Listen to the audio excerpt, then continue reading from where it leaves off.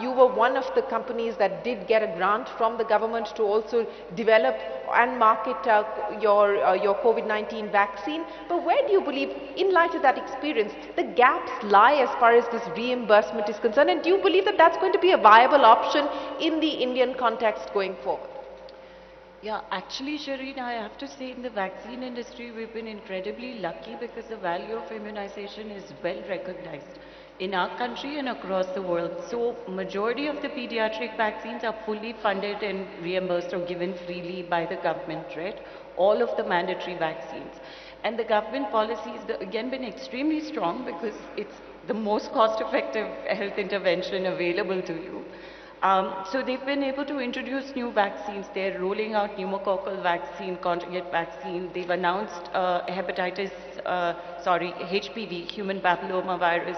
Rotavirus is fully introduced. They're considering large-scale campaigns for typhoid, MR. All of them are fully introduced. So in the vaccine industry, we're very fortunate that when you say domestic market, and I don't make the distinction between public and private, but there is a very robust procurement mechanism and disbursement or access mechanism.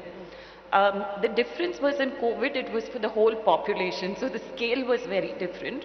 But it was so successful because a very successful mechanism and distribution channel already existed for pediatric vaccines. So I don't think in the vaccine context it's an issue.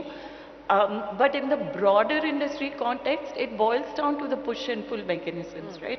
So push funding can happen to academia, again fragmented and low compared to the rest of the world. And push incentives like the recently announced RLI, the PLI schemes are definitely great incentives for industry. But the pull mechanisms are equally important. You know, so again an example even in the vaccine context is we just launched a pneumococcal 14-valent conjugate vaccine, but we're developing a 24-valent conjugate. Now we don't know if that will be adopted or not, and if that will automatically be in the government procurement mechanism. Same goes for hepatitis A. So that will dictate quite directly what the demand for those products will be.